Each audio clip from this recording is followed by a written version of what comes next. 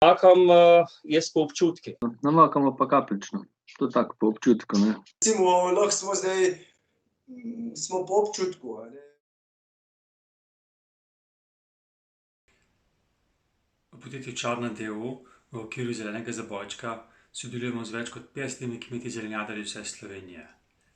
Tudi najboljši med njimi, ki smo jih povabili k temu projektu, svoje polje namakajo po občutku. Zdi se, da to v času klimatskih sprememb ni več najboljši možen način.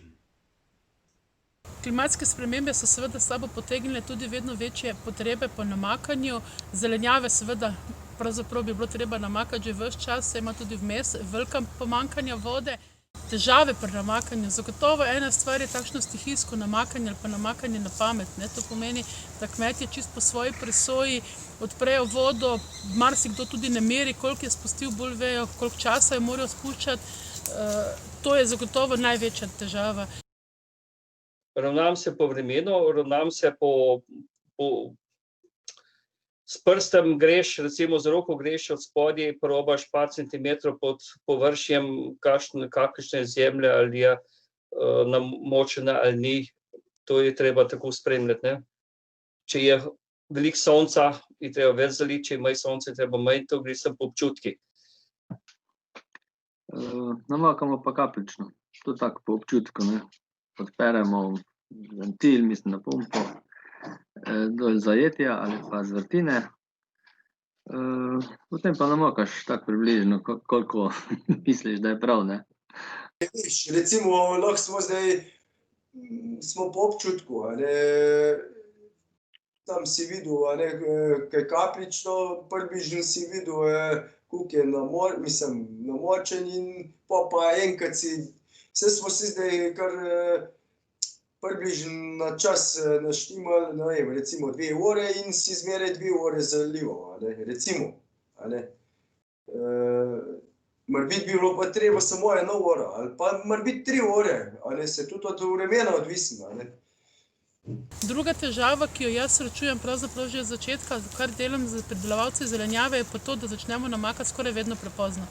Tako spomladi prvo namakanje, kot tudi sredi poletja, recimo v poletju, kot je bilo leto 2020, ko so se vmes izmenjevale padavine, vmes ljudje pač mislijo, saj ni še potrebno namakati, zelenjavo je potrebno. Tu zagotovo ta zadeva in pa seveda tudi pol jesensko namakanje, recimo letošnji september je prinesel veliko težav, tudi zato, ker ljudje niso namakali in so se zaradi teh čisto res čudnih temperaturnih in pa vodnih razmer pojavila pomanjkanje celo bora, ne samo kalcija in kalija, kar je pa zniževalo kakovost pridelka.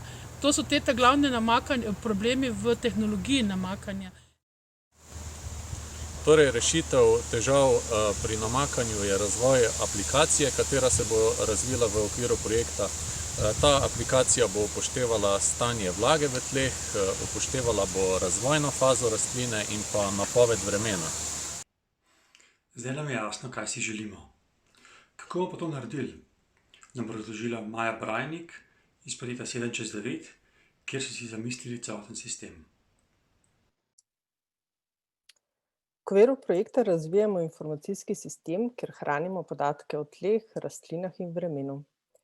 Podatke zbiramo iz različnih virov. Na Biotehniški fakulteti so pripravili analize tal, tako da smo dobili informacije o njihovih vodno-zadrževalnih lastnostih. Svetovalci in raziskovalci pripravljajo bazo znanja o fenoloških fazah različnih vrst zelenjave.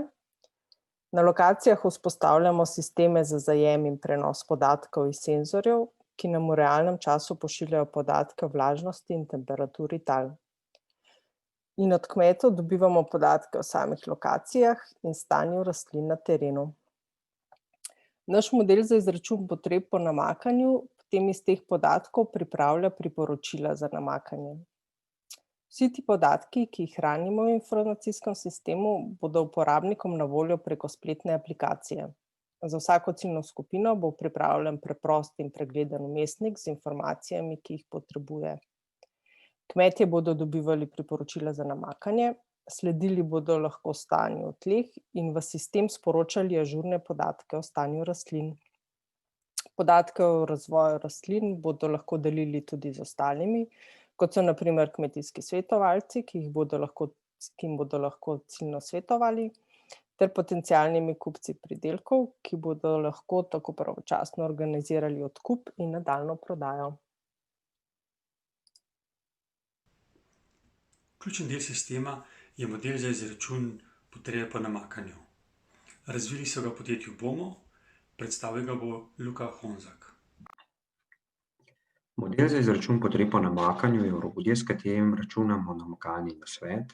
To je priporočeni čas in obrok namakanja za do 3 dni vnaprej, pri čemer upoštevamo informacije o tleh, in sicer vodno-zadrževalne lastnosti tal, ki jih dobimo z analizo tal, potem trenutne vsebnosti vode v tleh, ki dobimo na podlagi meritev s senzorji, potrebo rastline po vodi glede na razvojno fazo, se pravi glede na fenofazo, pri čemer fenofaze sporočajo in spremljajo kmetje, ter vremensko napoved padavin in referenčne evapotranspiracije v visoki ločljivosti na lokacijo natančno.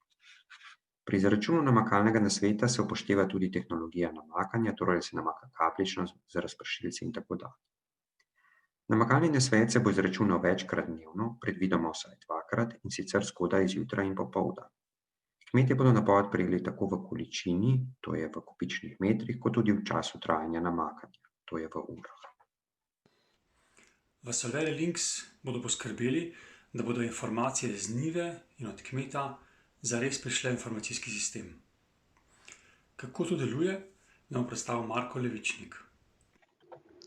Za prenos podatkov smo uporabili tehnologijo LoRaWAN, saj nam omogoča učinkovit prenos podatkov na dolgih razdaljah. Baterijske naprave na tehnologiji LoRaWAN lahko namreč delujejo brez menjave baterij tudi do več let. Na levi strani se nahajajo LoRaWAN naprave, ki pošiljajo podatke. Te podatki so sprejeti na enem oziroma lahko tudi na več gatewayih, odvisno od pokritosti. Podatki iz gatewayov so nato posredovani v mrežni strežnik, ki skrbi za upravljanje celotnega omrežja. Od tam naprej pa se posreduje še na aplikacijski strežnik, ki skrbi za nadaljnjo obdelavo podatkov. Dodatna prednost LoRaWAN tehnologije je enostavna razširitev omrežja. Partnerske kmetije bomo tako opremili s cenovno dostopnimi notranjimi gatewayi, ki bodo sprejemali podatke iz senzorjev nameščenih po kmetijah. Takšen notranji gateway zagotavlja pokritost signalom v radiju do cirka 500 metrov.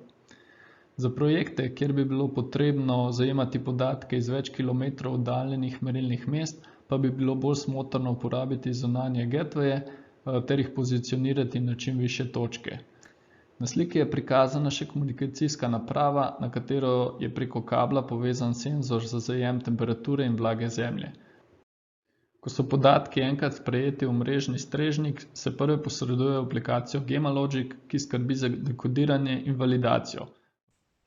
V Čarni si želimo predvsem to, da bi s pomočjo tega sistema kmetje lahko tudi v času najhujših suš pridelali dovolj hrane za nas in naše stranke in da bi ta hrana bila kakovostna.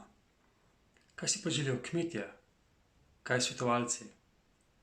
Jaz sem imel včasih tenziometer, samo je bil nerealen. Ti se mi ne dopal, sem šel pa raj na občutke. Tole bi pa rad vedel, če bo tole delovalo malo drugače. Boljše sigurno optimalno namakanje, ne? Da ne bo presušno, zdaj včasih malo prepozno mogoče greš namakat, pa da ne bo preveč, ne? Torej, naš cilj kot svetovalcev je usposobiti kmetijska gospodarstva za strokovno pravilno namakanje. Cilj je povezati sistem z obstoječimi tehnologijami namakanja. Želimo zmanjšati tudi stroške namakanja in pa povečati konkurenčnost zelenjadarskih kmetij. Preprečiti želimo sušni stres rastlin in s tem povečati kvaliteto in skladiščne sposobnosti. Vsekakor pa tudi zmanjšati porabo vode, zmanjšati izpiranje hranil v podtalnico in pa nekako povezati tudi deležnike v prehrambeni verigi, torej svetovalca, pridelovalca in pa tržnika, kateri bi se lahko preko aplikacije komunicirali.